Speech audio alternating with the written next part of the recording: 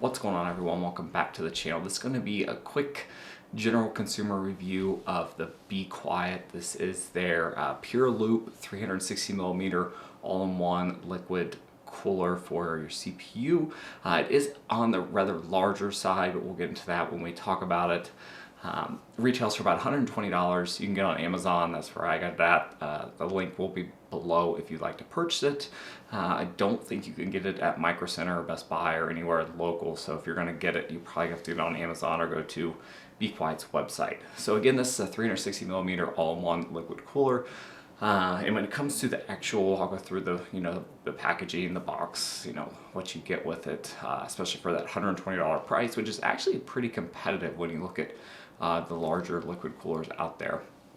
So when it comes to actual design, I really like that it's all black. It does have some white LED, some brushed aluminum on that actual mounting when you mount it to the CPU. So I like the design of it. That's one reason why I got it, and it's advertised as being one of the quieter liquid coolers out there.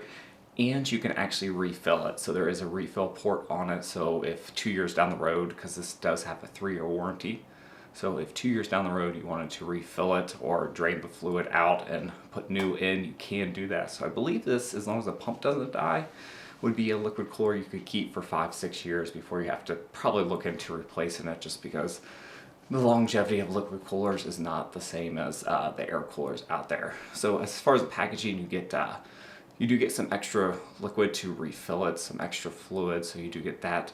You get all the mounting hardware for every socket you can think of, and then you get 3 120 millimeter, I believe that they're Pure Wing PWM fans, so they are PWM fans. So you do get that with it. Now when it comes to actually mounting this, it was actually fairly easy. There's some brackets, a back plate, and some brackets you put on, so mounting was no problem. It does come with some thermal paste. I did not use what they provided. I actually used some Noctua thermal paste, but it would probably do the job just fine. So installation was pretty easy.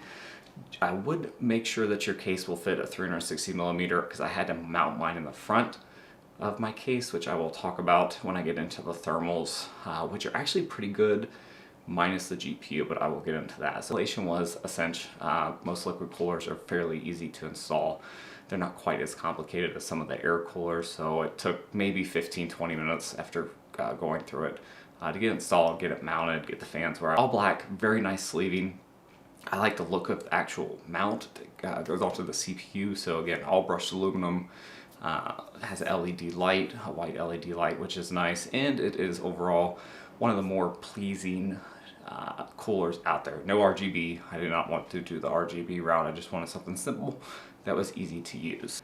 So it is an actual copper radiator, nickel plated, I think plate. It doesn't have a copper plate that mounts on the CPU. So that is nice to see. It feels fairly light. I thought it would be a little bit heavier than what it was.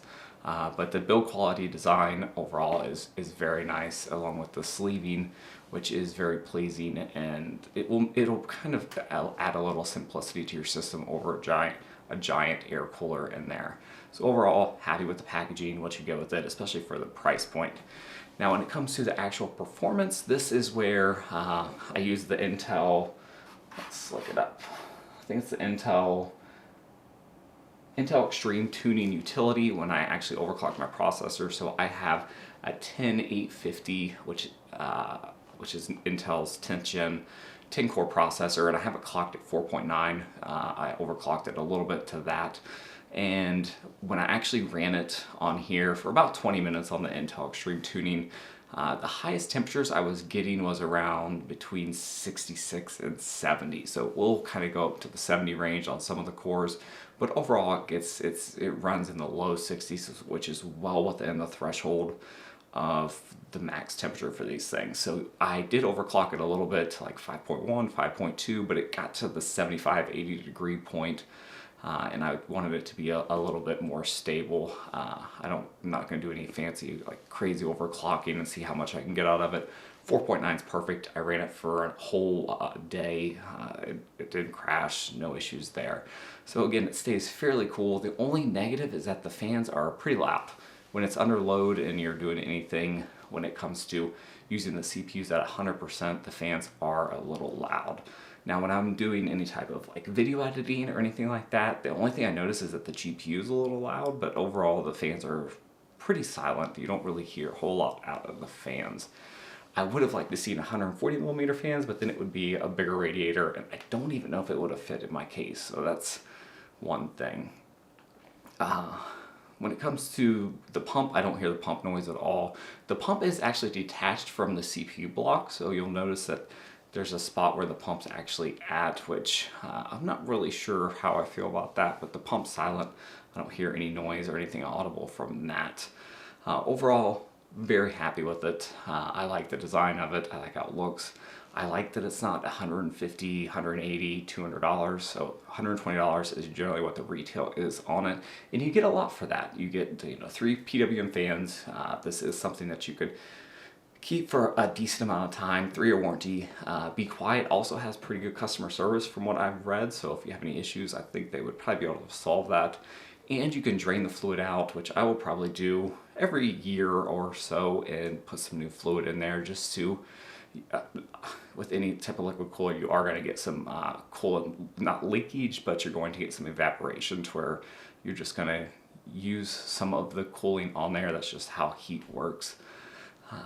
So that's really it. I'm very happy with the purchase. The only negative that I've found is that my GPU runs fairly hot with it mounted on the front. So I would try to make sure you can mount it at the top of your case, because when I'm doing video editing, my GPU can get between 71 and 80 degrees.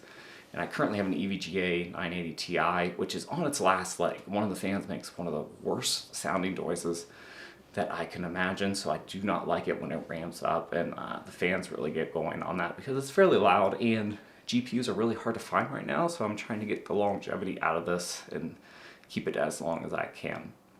So that's the only negative. When it's under 100% load, the fans are kind of loud.